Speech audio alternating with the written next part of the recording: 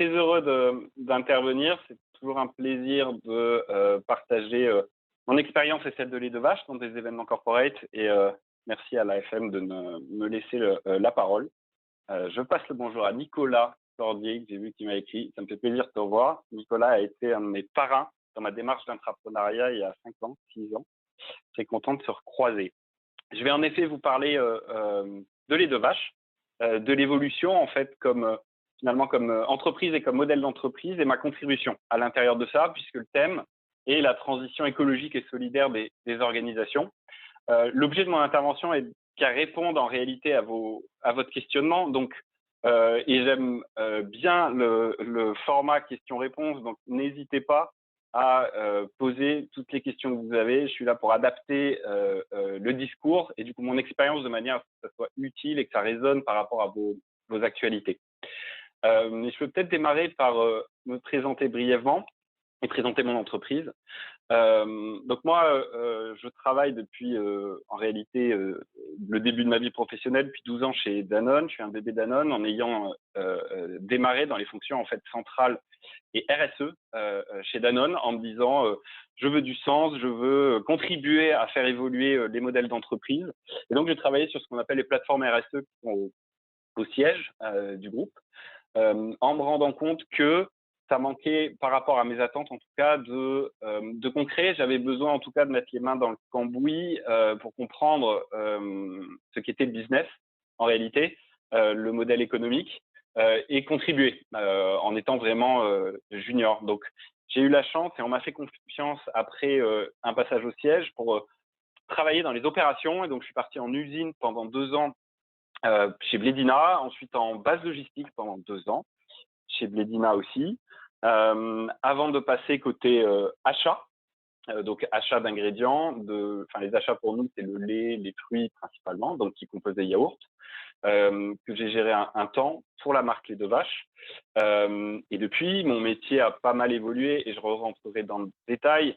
Je m'occupe aujourd'hui de ce qu'on appelle commerce et agriculture, qui est une fonction toute neuve et qui a 2 semaines d'existence chez Les Deux Vaches, qui consiste à gérer la partie commerciale, donc c'est le lien avec nos clients, qui sont la grande distribution ou la distribution spécialisée, et les connecter à l'agriculture, donc nos producteurs et tout le travail sur les filières qu'on effectue tous les jours sur le terrain. Donc aujourd'hui, en fait, mon métier, c'est ça, ce sont ces 2 jambes-là. Les Prairies Bio, c'est l'entreprise, donc filiale du groupe Danone, qui commercialise la marque Les Deux Vaches que vous connaissez probablement, qui est en grande surface, et la marque Faire Bien en magasin spécialisé, donc pour les magasins bio, qui est plus récente. Les Deux Vaches a 16-15 ans d'existence et a été créée en fait par Danone il y a 15 ans. C'est un choix de la grande entreprise de Danone de dire nous ne connaissons pas le marché du bio, des produits laitiers biologiques, et donc plutôt que de lancer uniquement une marque et la déployer partout en France ou en Europe comme Danone sait faire en termes d'innovation, le choix de Danone a été plutôt de se dire nous ne connaissons pas ce monde-là de la bio, qui est un monde probablement différent, des acteurs différents et des attentes consommateurs différents. Donc plutôt que de créer une marque, le choix du groupe a été de créer une entreprise, une petite entreprise à part, une filiale du coup du groupe, qui aujourd'hui s'appelle Les Prairies Bio. Donc on est maintenant entre 15 et 20 quasiment personnes à travailler dans l'équipe Les Prairies Bio. Les fonctions sont, donc comme je vous l'ai dit, de mon côté commerce et amont agricole, agriculture, marketing, finance et R&D, recherche et développement, que ce soit produit ou emballage ou packaging. Donc c'est à peu près ça la petite équipe Les Prairies Bio. On a un directeur général et c'est important et comme je vous l'ai dit, on a une finance aussi parce qu'on est maître de nos résultats, de notre PNL, de nos bons, de nos moins bons résultats. On en est maître et on est assez autonome dans notre prise de décision. Quelques chiffres peut-être pour poser un peu le contexte. Les Deux Vaches, c'est aujourd'hui un peu plus de 50 millions d'euros de chiffre d'affaires. grande surface, leader en tout cas de l'ultra frais biologique, donc des yaourts bio. C'est à peu près 15 000 tonnes de yaourts et on travaille pour ça avec une cinquantaine, un peu plus d'une cinquantaine de producteurs de lait qui sont en Normandie à 20 km, 30 km exactement autour de l'usine. Et on transforme ce qu'on appelle des yaourts brassés, des crèmes dessert, voilà, plusieurs déclinaisons de yaourts utilisant du lait bio. On est labellisé bio évidemment depuis le début et on ne transforme et commercialise que des produits bio. Et on est labellisé commerce équitable. Vous avez ici un petit logo qui est le logo de Fair for Life, qui est notre label équitable, depuis 2 ans. C'est un choix et une évolution finalement assez cohérente que de, en plus de la bio, rajouter ce qu'on appelle une deuxième jambe à notre vache, qui est le commerce équitable. Donc, on a été, du coup, à l'époque, la première laiterie labellisée commerce équitable en France à commercialiser des yaourts. Et enfin, on est Bicorp. Ça parle à peut-être certains d'entre vous. On est labellisé donc Bicorp, qui est en fait une labellisation qui consiste à protéger le modèle d'entreprise et à inscrire dans des statuts de l'entreprise un rôle qui est au-delà de générer uniquement de la valeur financière. Donc, on s'engage en réalité à apporter une valeur extra-financière liée à notre modèle économique. Bicorp, c'est aussi une quantité, si vous voulez, d'indicateurs et de critères finalement assez RSE, issue de laquelle on a une évaluation, une note. Et pour notre recertification Bicorp cette fin d'année dernière, on a bien amélioré notre score et on est fiers aujourd'hui d'être la 4e Bicorp dans la catégorie alimentation dans le monde en termes de score et la première en France. Voilà ce que je pouvais vous poser un peu en termes de contexte sur les 2 vaches et les prairies bio.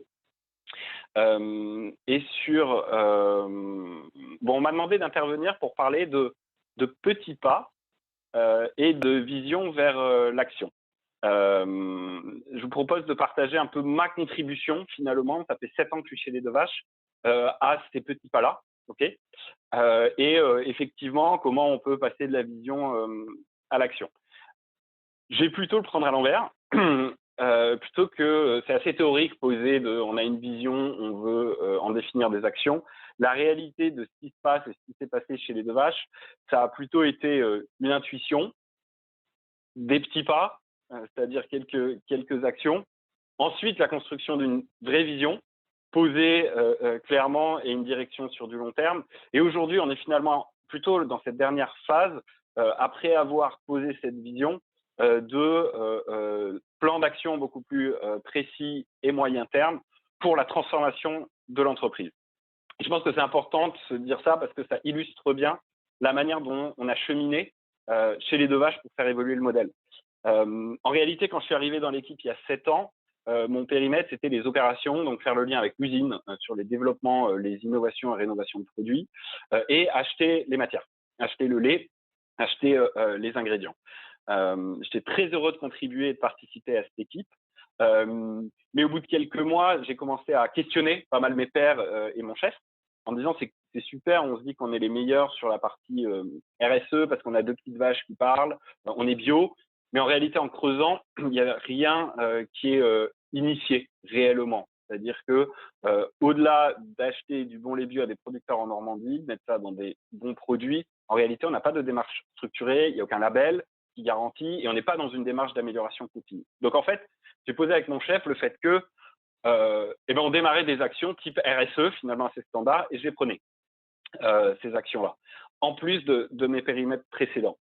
Donc en fait, j'ai fait évoluer finalement mon métier qui était vraiment de l'achat du lait ou des fruits sur une contractualisation qui allait au-delà juste d'un volume, d'un prix auprès des producteurs et de se dire bon, nous avons un impact énorme auprès de vous, communauté de producteurs.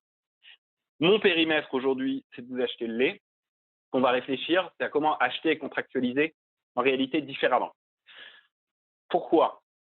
J'en ai besoin aussi, et c'est dans l'ADN de mon entreprise, que d'innover encore de raconter à mes consommateurs pourquoi mon lait est différent, mon lait est meilleur. Donc, nous pouvons nous permettre d'innover, de mettre de la valeur en fait dans cet achat de lait. Et on a progressivement posé des jalons avec les producteurs et les représentants de producteurs pour faire transformer notre acte d'achat en labellisation équitable. La force d'une petite équipe comme les Deux Vaches, c'est d'arriver à connecter fortement ce qu'on appelle l'amont et l'aval, producteur client, producteur consommateur, et donc d'arriver à expliquer pourquoi quand on fait des choix avec nos producteurs, qu'on va mettre de la valeur pour, par exemple, acheter plus cher finalement leur lait, pourquoi ça doit se retrouver aussi dans le prix, pourquoi et comment on le raconte aux consommateurs. On se rend compte avec 2 ans de recul, puisque cette labellisation équitable a 2 ans a été réalisée il y a 2 ans, on se rend compte en réalité que ça fonctionne que de pouvoir expliquer que nous faisons des choix en transparence, de mettre de la valeur dans la pérennisation des filières via le prix du lait, mais pas uniquement. On a travaillé et surtout associé avec nos producteurs sur ce prix effectivement plus haut et labellisé équitable. On a travaillé sur un ensemble de programmes qui étaient joints finalement dans la discussion avec les producteurs sur l'amélioration des pratiques. Donc, on a initié des programmes sur du bien-être animal, sur la réduction de leur empreinte carbone, sur la formation de leurs salariés, en leur demandant d'être actifs dans la valorisation et la communication de notre modèle, qu'on ne soit pas les seuls à prendre la parole, mais finalement que nos éleveurs, s'ils sont satisfaits de la relation qu'ils ont avec nous, ils viennent prendre la parole auprès de nos clients ou auprès de nos consommateurs. Donc, on a associé finalement dans cette démarche aussi des critères pour sécuriser le modèle et, in fine, garantir qu'on était complètement à l'aise pour aller le communiquer et le valoriser. Et c'est vrai que depuis 2 ans, on l'a vu dans les chiffres, dans l'accompagnement de nos clients qui ont cru en nous et qui nous ont suivis, dans les volumes et les clients, les consommateurs qui nous ont effectivement fait confiance, on s'aperçoit que ça a fonctionné. Donc, finalement, cette démarche de transformation d'entreprise, ça a démarré par ça, de la RSE qui devient comment je transforme les filières différemment, et c'est moi qui m'en occupais. Et avec mon chef, on s'est dit aussi qu'on avait besoin, pour que ça soit un modèle holistique, d'embarquer l'ensemble de l'équipe. Donc, en fait, on a retravaillé collectivement et c'est pas très compliqué pour nous, puisque comme je vous l'ai dit, on est une quinzaine en réalité dans l'équipe, 12 dans le même open space quand on peut y être. Mais collectivement, on a reposé cette vision. C'est-à-dire, voilà, on est en train de retravailler ce modèle. Vous, les comptes clés avec nos clients, vous, les marketeurs, community managers, de quoi avez-vous envie? Comment vous voyez l'entreprise dans 5 ans? Et comment, surtout, votre métier peut contribuer à cette entreprise que vous voyez dans 5 ans ou dans 10 ans? Et comment évoluer ensemble? Du coup, on a pu retravailler une vision commune et dans laquelle on a reposé ce qu'on appelle les contributions individuelles de chacun. La mienne, moi, j'avais pu la poser, ma contribution, via ce dont je viens de vous parler, l'équitable, les filières et le lien avec les producteurs. Et finalement, chacun dans son cœur de métier a pu aussi reposer cette vision moyen terme et du coup, sa contribution. Et ça, c'était jusqu'à l'année dernière. Là, maintenant, on est passé dans un autre modèle qu'on appelle l'impact, qui est en fait une fois qu'on a posé tout ça, d'arriver à mettre des chiffres dessus, des objectifs dessus, et à les poser dans le temps. Et donc, de se dire, OK, on a compris l'intention individuelle. Maintenant, il faut que ces intentions individuelles deviennent une intention collective de l'entreprise et qu'on s'engage sur des indicateurs très clairs et les plus précis possibles.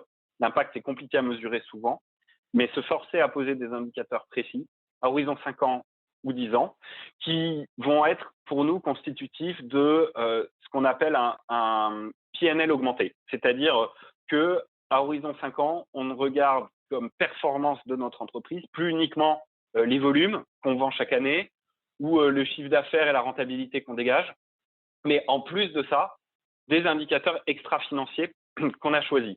Donc, on a fait le boulot, on a réussi à atterrir sur 9 indicateurs extra-financiers qu'on a décidé, c'était il y a une semaine, maintenant de suivre, un peu comme des indicateurs financiers, et auprès desquels on va s'engager, on s'engagera à respecter. Donc, auprès de nos patrons chez Danone, on s'engage à un certain niveau de volume et de rentabilité à horizon 5 ans. Et ben maintenant, on s'engage aussi sur une certaine rémunération du producteur, sur sortir le polystyrène de nos emballages, sur davantage valoriser chacun des individus de l'équipe dans le modèle, etc. Donc voilà, c'est pour vous illustrer un peu l'évolution et la transformation de ce modèle d'entreprise-là. Je pourrais y revenir autant que vous voulez s'il y a des questions. Après, je m'étais noté 2-3 points aussi, puisque l'idée était d'être précis et notamment sur ma contribution. Et tu as parlé d'intrapreneur tout à l'heure, Jonas. Bon, il y a plein de définitions d'intrapreneur, mais c'est vrai qu'en interne, moi, on peut me coller l'étiquette intrapreneur.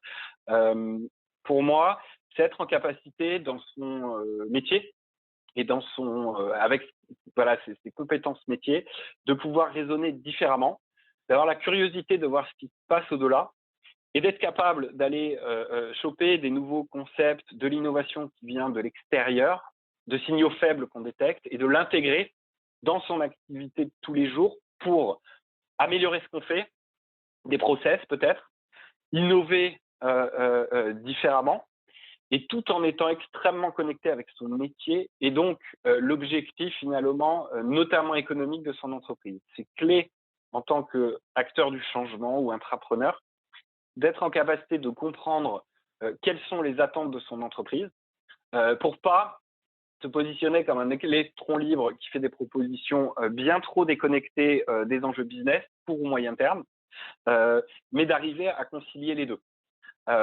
Donc en effet, quand moi, par exemple, je suis arrivé il y a 7 ans, je sortais d'ailleurs du tour avec Ticket for Change, je ne sais pas si vous connaissez, mais la cellule mère de Corporate for Change, Ticket for Change, organisait des tours de France qui duraient 2 semaines à destination d'entrepreneurs du changement ou d'intrapreneurs du changement. J'y avais participé pendant ces 2 semaines-là et ça avait été ça m'avait réellement ouvert les yeux sur ce qui se faisait autour. Et surtout, ça m'a ouvert les yeux sur le fait que j'étais au bon endroit au bon moment pour faire des propositions. Je n'étais pas clair sur les propositions, mais je savais que je voulais bosser autour de l'agriculture, des producteurs, et que j'avais un terreau fertile via cette petite équipe, via cette marque qui est magnifique, via la confiance que j'ai de mon chef, j'avais un terreau fertile pour proposer. Et donc, je suis revenu en proposant, en disant, ben voilà, on va démarrer ces sujets un peu RSE. Mais ce que je peux vous partager, c'est que mes petits pas qui ont été en réalité juste d'initier des nouveaux trucs, en plus de ce sur quoi j'étais attendu dans tous les cas fin d'année, ça a été super compliqué les 12 premiers mois parce que c'était juste de l'additionnel. Donc, à s'épuiser, à vouloir prouver et démontrer déjà et d'avoir des premiers résultats au bout de quelques mois pour montrer à ses pairs que regardez, j'ai initié un petit truc, ça peut marcher et à partir de maintenant, j'aurai besoin de moyens supplémentaires. Ça a fonctionné en l'occurrence parce que j'ai démarré par une petite certification sur la RSE qui apportait des fruits super intéressants et j'ai démarré par un programme avec des producteurs aussi qui commençaient à intéresser des clients, des consommateurs. Donc, on sentait qu'il y avait il y avait une envie en fait derrière et que ça prenait au niveau de mes pairs. Et du coup, on a accepté avec mon boss de mettre un peu de ressources dessus et de venir m'aider pour développer et faire grandir cette partie RSE avec de la certification et puis cette partie filière. Donc c'est un processus qui a pris beaucoup de temps parce que c'est en 2015 en réalité que j'ai démarré ça. Mon stagiaire, il est arrivé en 2016, qui a été confirmé en CDI en 2017. Donc aujourd'hui, en réalité, on est 3 sur cette partie vraiment agriculture, ok, avec un alternant et puis 2 personnes temps plein. J'ai pu embaucher une agro qui vraiment venait de ce monde-là agricole, ce qui n'était pas mon cas puisque je venais plutôt d'école de commerce. J'avais besoin de ce profil très agro. Donc voilà, donc ça a pris beaucoup de temps pour se mettre en place. Aujourd'hui, pour moi, le sujet, c'est plus faire grossir encore et c'est plus qu'on a besoin de monde, c'est davantage connecter encore avec les autres équipes chez les Prairies Bio pour faire insuffler davantage encore ce modèle. C'est-à-dire comment demain, sur ma partie que je viens de reprendre commerce, on arrive à également embarquer nos clients dans la compréhension de ce modèle qui est 360 dans une chaîne finalement de valeur qui va vraiment du producteur, qui passe par nous et qui intègre complètement notre client. Donc pour moi, c'est ça la suite, c'est continuer à travailler en embarquant les autres fonctions et notamment le commerce. Et peut-être un dernier point, je ne sais pas trop où j'en suis niveau timing, mais sur Danone, on est quand même une entreprise, une filiale en réalité du groupe Danone, qui a été voilà, qui est rattachée au groupe. Donc ça génère énormément de. En fait, c'est un modèle en tant que tel qui est très intéressant, à la fois parce qu'on a des indicateurs financiers à respecter et avec des directives posées par le groupe de rentabilité, qui est normal, c'est-à-dire que c'est la règle du jeu. Mais on a une oreille très bienveillante et positive sur toute notre capacité d'innover, sur la capacité de Danone d'entendre qu'on peut faire les choses différemment ou que si on n'est pas au niveau de rentabilité attendu exactement pour cette année, ça sera le cas d'ici quelques années parce que par ailleurs, on génère un autre type de valeur et on présente et on partage cet autre type de valeur avec Danone. Après, ça génère des réglages réguliers et continuels puisque, par exemple, aujourd'hui, si je suis sur la partie vraiment filière et programme, c'est Danone qui achète le lait bio en réalité. Donc moi, je suis donneur d'ordre auprès de mes homologues de Danone et donc je dois m'assurer que les choses sont faites telles que nous, on veut qu'elles soient faites, en fait, côté les prairies bio, c'est fait par Danone. De la même manière, côté force de vente, c'est nous qui les gérons via des comptes clés nos clients, mais la force de vente est en réalité celle de Danone sur le terrain. Donc, on doit s'assurer et garantir que on reste bien priorisé, apprécié et aimé de cette force de vente pour pouvoir être proposé comme il faut auprès de nos clients. Donc en fait, c'est un ajustement continuel, des négociations et parfois des frictions, mais au global, on arrive à faire comprendre à Danone pourquoi c'est important de conserver cet œil bienveillant et de continuer à nous aider.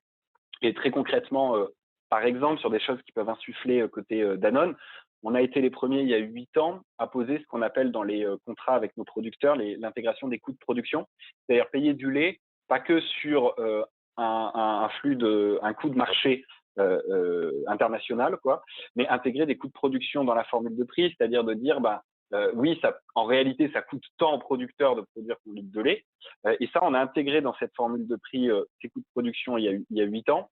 Et au début, Danone était contre, en disant non, c'est trop dangereux pour plein de raisons. On a réussi à le faire et on leur a expliqué pourquoi.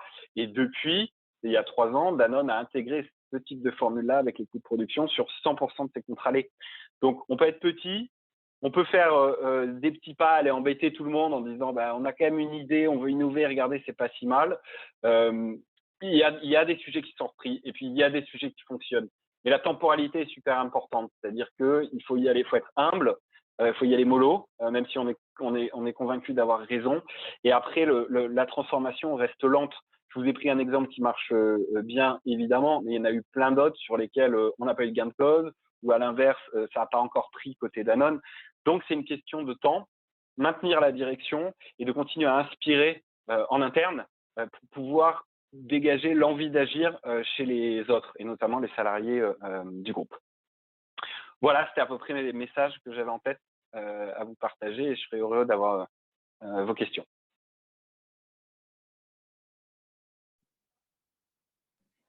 Merci beaucoup Antoine, timing parfait. Je vous propose, donc je repartage mon écran. Il y a plein de questions sur le klaxoon. Je vous laisse quelques instants pour en écrire d'autres si vous en avez. Et puis, comme d'habitude, vous pouvez liker avec les petits cœurs pour qu'on puisse poser à Antoine les questions les plus plébiscitées. Donc, toujours sur le klaxoon. Et merci Anne-Céline d'avoir reporté les questions du chat dans le klaxoon. Alors, je vous affiche ce que ça donne en termes de vote. Alors, les questions les plus plébiscitées, et je propose qu'on démarre, si c'est bon pour toi, Antoine. Merci d'avoir pris comme ça le temps à la fois de nous partager ton parcours, toutes les étapes. C'est super, super intéressant, inspirant, et je pense que c'est important aussi de vraiment avoir ce détail, de savoir comment tu t'y es pris.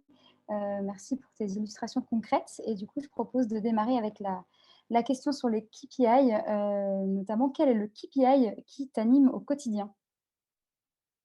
Et peut-être de faire le lien avec les 9 indicateurs, parce qu'il y a une question qui suit juste après là-dessus. Merci.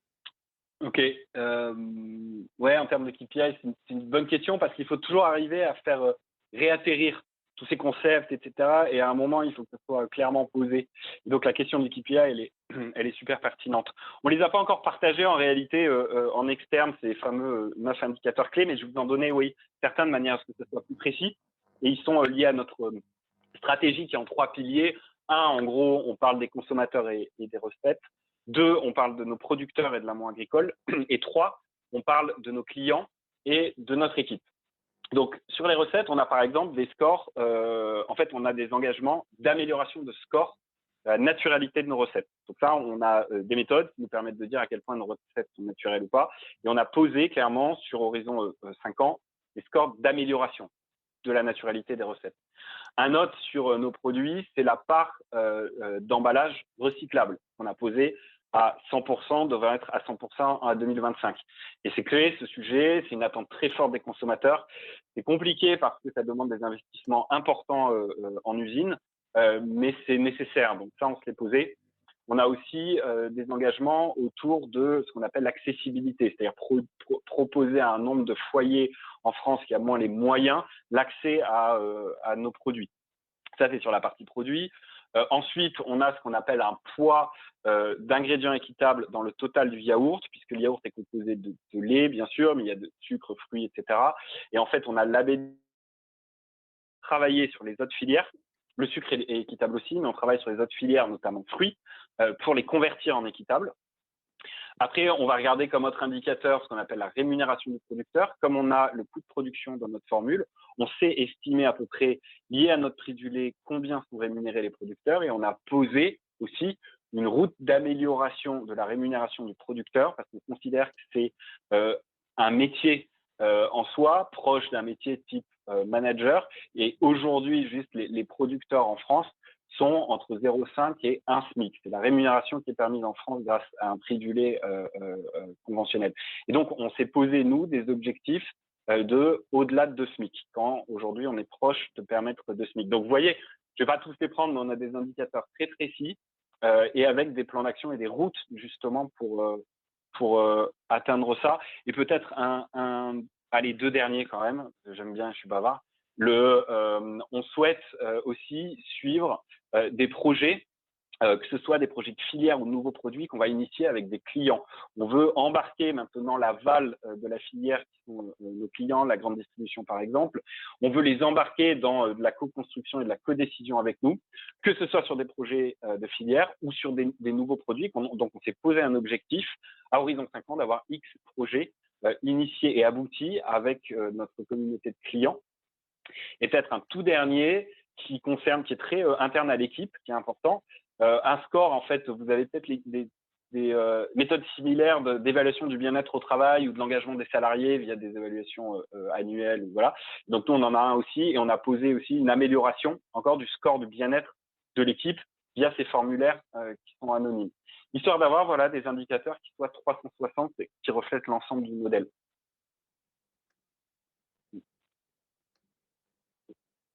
Merci beaucoup. Alors, je raffiche les questions, la question suivante. Merci beaucoup. Désolée, hein, c'est ma première fois avec la technique, la klaxoon, donc peut-être que c'est pas toujours très fluide. Ensuite, il y a une question sur, sans vouloir divulguer le secret professionnel, mais en quoi la relation que vous avez chez les Deux Vaches avec les producteurs, elle est différente de celle de vos concurrents en dehors du sujet de la rémunération des producteurs dont tu as parlé. Ouais, alors concurrents au global, oui. Alors après, il y a des laiteries et il y a des concurrents qui font des choses super et qu'on regarde. On n'est largement pas les meilleurs sur tout, pas mon point. Par contre, si on regarde globalement, en fait, le commerce équitable et la labellisation équitable nous a permis de tout remettre à plat. Parce que oui, il y a la question du prix, on s'en est parlé, mais dans le commerce équitable, il y a la garantie et on s'est posé nous sur un prix minimum.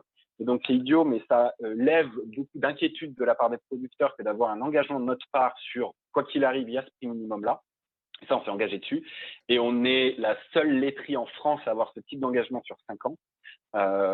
Et surtout, il y a la création d'un fonds de développement. Donc, en plus de l'achat du lait dont je vous ai parlé, on verse 2% de ce montant d'achat du lait-là sur un fonds qui est géré par les producteurs et par les représentants de producteurs. Et ce fonds, il est ensuite dirigé selon les besoins des producteurs sur des programmes pour améliorer leur coût de production, leur performance économique, ou le bien-être animal, ou le remplacement, la formation de leurs équipes, etc. Donc, c'est eux qui vont décider. Et ça, c'est une nouveauté vraiment dans la filière, qui est une filière historique en France entre une laiterie et des producteurs, qui est très descendante. La laiterie achète le lait aux producteurs. Ça fait 60 ans que c'est comme ça en France. On est en général, la laiterie en général, le seul client du producteur. Ça peut s'apparenter limite à du salariat, hein, entre le lien entre la laiterie et le producteur. Et là, en fait, on vient les responsabiliser beaucoup via notre commerce équitable en disant, bah, vous avez ce fonds-là en réalité. Comme j'ai un engagement équitable, j'ai un tiers qui vient vérifier que je fais les choses proprement. Je n'ai pas à décider, moi, de l'orientation de ces fonds. Par contre, on va le faire ensemble. Pourquoi? Parce que moi, je représente le client, je représente le consommateur. Et il est important qu'on fasse front et qu'on présente la même vision de la filière ensemble. Donc, par exemple, moi, je te suggère et je dis, bah, il faut travailler davantage sur le bien-être animal, parce que c'est un vrai sujet. Et du coup, les producteurs vont par eux-mêmes, et grâce à ce fonds, initier des actions, présenter des résultats, etc. Et ça, pour le coup, c'est une nouveauté dans la relation qu'on a avec eux, parce qu'on a une gouvernance qui est partagée, dans laquelle j'ai pas nécessairement le dernier mot. Ok, merci. Mm. Merci. La question suivante qui est posée, qui recueille pas mal de votes. Alors, elle a été coupée en deux, je crois, mais sur la production des yaourts, il faut du lait. Pour qu'une vache elle produise du lait toute l'année, il faut aussi qu'elle soit inséminée, qu'elle ait un veau. Ce veau lui est soustrait pour que le lait soit récupéré et vendu. Donc, il manque la fin de la question, mais elle est dans le chat. C'est comment allier en fait le respect de l'animal, la production du lait, en fait, sur toute la chaîne. Ouais. Ouais, mais c'est une question qui revient souvent et c'est une question qu'on a sur les réseaux sociaux et qui est normale. Donc, en effet, pour faire de la production animale, que ce soit lait ou viande, eh ben, il faut de la reproduction d'animaux. Pour avoir de la reproduction d'animaux, en effet, il y a soit de l'insémination artificielle, soit c'est ce qu'on appelle la monte naturelle. Ça, c'est les producteurs qui sont libres de leur stratégie de reproduction. Et il faut en effet qu'il y ait un veau pour pouvoir que la vache ait du lait derrière. Et en général, il y a une fréquence il y a un veau par an. Voilà. Et donc, les gros sujets derrière ça, et c'est vrai, je pense que l'industrie doit se challenger sur ces pratiques-là, c'est l'insémination en soi, c'est critiqué. Et après, c'est la séparation du veau et de la mère, fait rapidement.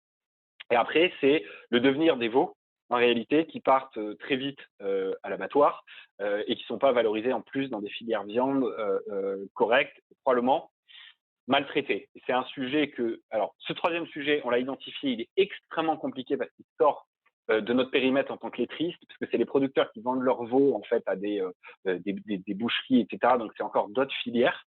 Donc il est compliqué et ce sujet, on commencera à le regarder d'ici 2 ans, je pense.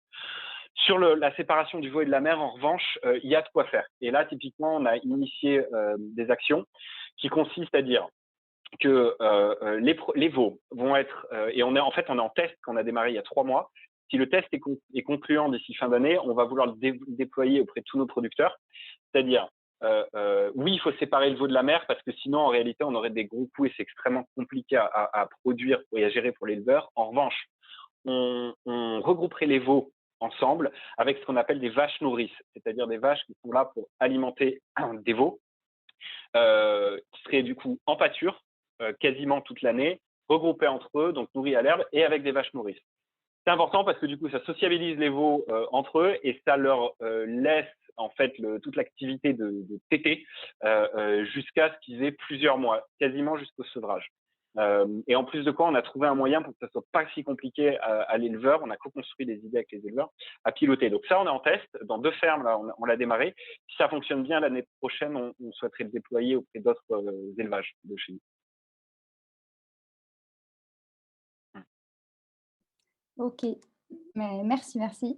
Ensuite, il y a une question sur, je me permets de faire le lien entre les deux.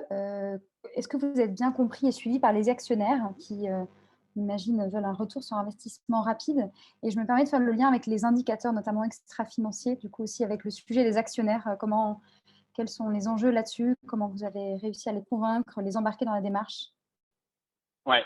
Alors, cette question résonne aussi avec l'actualité de Danone et ce qui s'est Ouais. passé les ces 2 derniers mois. Donc, en fait, moi, je ne pourrais pas parler pour le groupe et pour Danone.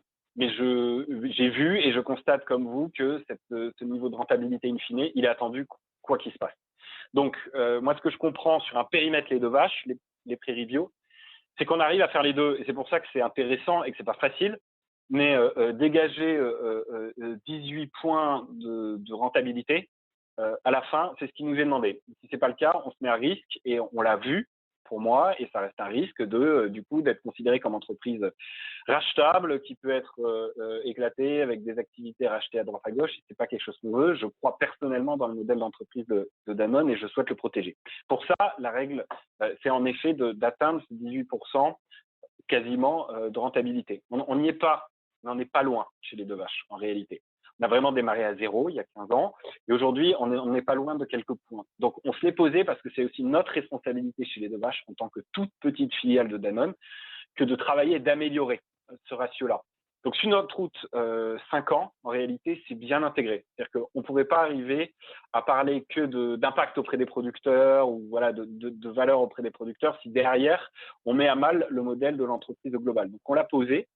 Et en termes de modèle économique, sans rentrer trop dans le détail, on se rend compte que notre modèle économique fonctionne si on arrive effectivement à grandir et à grossir, puisqu'on a un modèle économique dans lequel nos coûts opérationnels sont lourds, d'accord? Donc, on sait qu'on n'a pas des rentabilités opérationnelles très importantes, mais c'est un choix.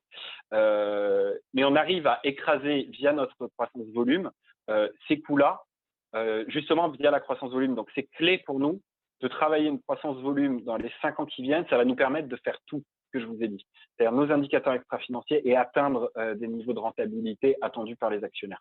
Et nous, on sait que la clé, elle est là. D'accord, merci. Je continue sur les questions les plus plébiscitées, Antoine. Sur le sujet de la transition, qui est pour certains points une urgence, comment rester patient?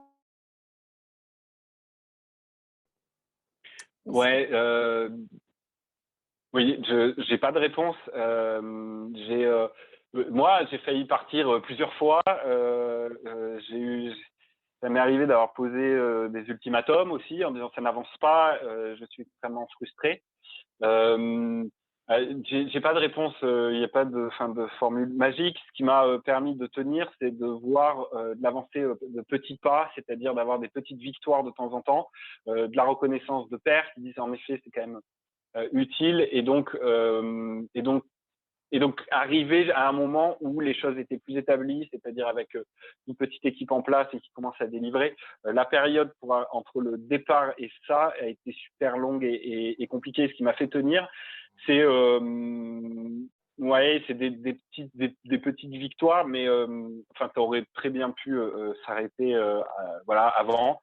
Je me suis raccroché à la mission de l'entreprise qui me passionnait. J'avais vraiment envie de prouver, je pense, quelque chose et que ça pouvait marcher.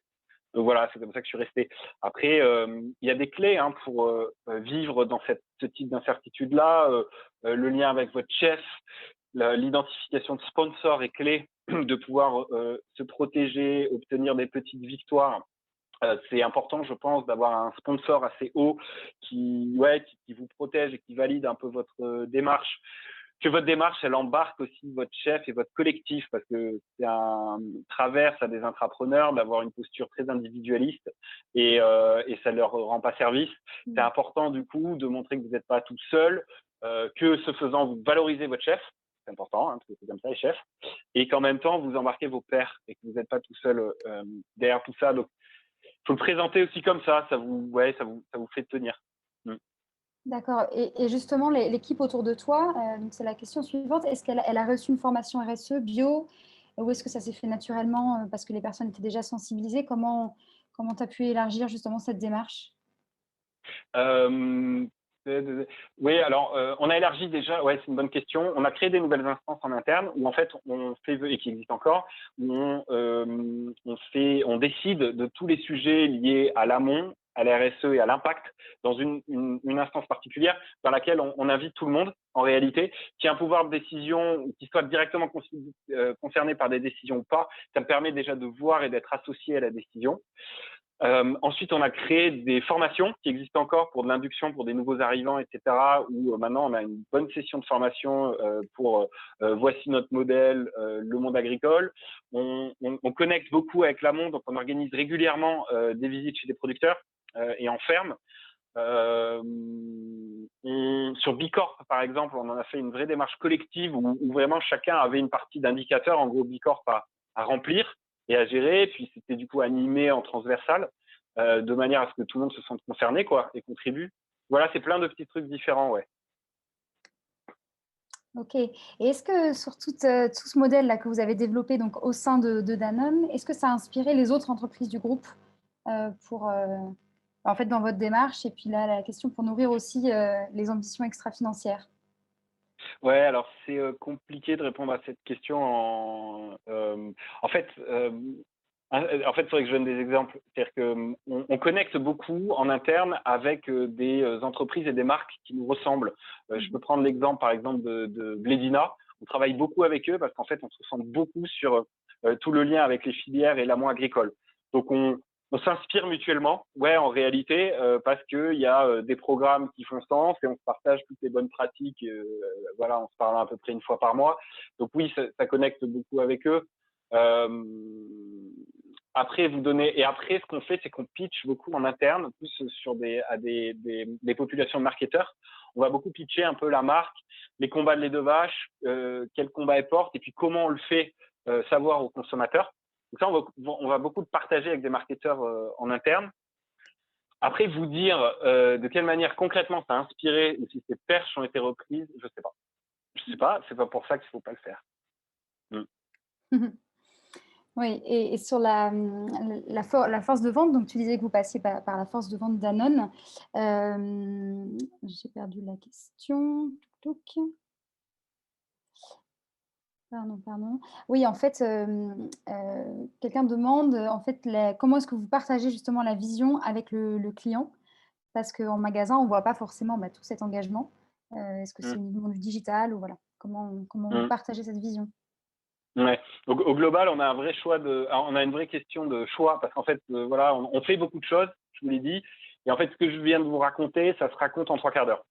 Le remettre sur un petit message clé, choc, une petite phrase pour le consommateur ou pour le client, c'est compliqué. Ça nous demande de faire des choix. Et ça, c'est vrai, on a parfois du mal à faire des choix. Donc, est-ce qu'on parle du bien-être animal? Est-ce qu'on parle de l'équitable? Est-ce qu'on parle de notre ancrage normand? Voilà, on a plein de cordes à notre arc, mais quand vous en avez trop, vous êtes illisible. Ça, on le sait. C'est un sujet qu'on a qui est d'être davantage lisible sur nos combats encore. Après, on travaille en fait pas mal avec nos clients et il y a plein de choses sur du merchandising, sur de l'animation en magasin qu'on fait. Est-ce qu'on le fait assez? La réponse, c'est probablement pas. Et en fait, on va justement le retravailler pour, en co-construction, embarquer encore mieux nos clients. C'est-à-dire, c'est quoi leurs attentes par rapport à l'animation du rayon, qu'est-ce qu'on peut mettre en avant, etc. Ça c'est vrai, c'est une réalité. Et après, oui, bien sûr, il y a le digital, que ce soit, et là, c'est plutôt consommateur. Oui, on utilise, il y a un site Les Deux Vaches, on a des blogs. Par exemple, on a créé un site web là il y a 6 mois parce que pour améliorer l'empreinte carbone dans les fermes, on finance des projets chez les producteurs avec des investissements. On fait cofinancer ces investissements aussi par le grand public via la plateforme de crowdfunding Mimosa. Et donc, en fait, ces campagnes-là, Mimosa, c'est plein de contenu digital super intéressant qu'on raconte aux consommateurs pour dire, regardez, nos producteurs prennent leur destin en main, on co-investit, ils ont besoin de votre aide. Ça valorise en fait l'élevage. Et en plus de quoi, on va le faire parce qu'on envoie des membres de l'équipe Les Deux Vaches chez le producteur pour prendre les photos, écrire la campagne Mimosa, etc. Et en fait, toutes ces campagnes Mimosa, c'est ce qu'on appelle la force de la preuve. On les a mises dans une nouvelle plateforme qu'on a lancée il y a 6 mois à peu près. Et donc maintenant, on a une bonne dizaine de campagnes qui sont côte à côte sur une nouvelle plateforme. On dit, regardez très concrètement, voilà ce que font nos producteurs, voilà ce que nous, on a financé et comment en plus les membres de l'équipe Les Deux Vaches a contribué. Donc oui, on fait aussi sur digital. Ok, merci. Bon, il reste plein de questions, donc c'est un côté frustrant, mais j'ai envie de terminer là, cette session en te demandant ce qui te rend le plus fier, Antoine, dans tout ce parcours et tout dans ton quotidien. C'est bateau, c'est le truc bateau, mais c'est le côté collectif. En fait, la réalité du truc, c'est de se dire, quand on a mis beaucoup d'énergie et on a mis ses tripes pour démarrer un truc, et qu'après, en fait, derrière, vous rendez compte que ça vole sans vous et ça vole tout seul. C'est-à-dire que vous n'avez plus autant d'énergie à mettre dedans parce qu'en fait, c'est repris, c'est compris par l'équipe, c'est incarné. Et vous n'avez plus à dire, rappeler les directions, etc. Et ben, c'est en fait, en soi, c'est une super réussite parce que du coup, vous avez réussi votre truc, vous pouvez travailler sur autre chose derrière. Et pour le coup, ouais, je dirais ça, même si c'est un peu bateau.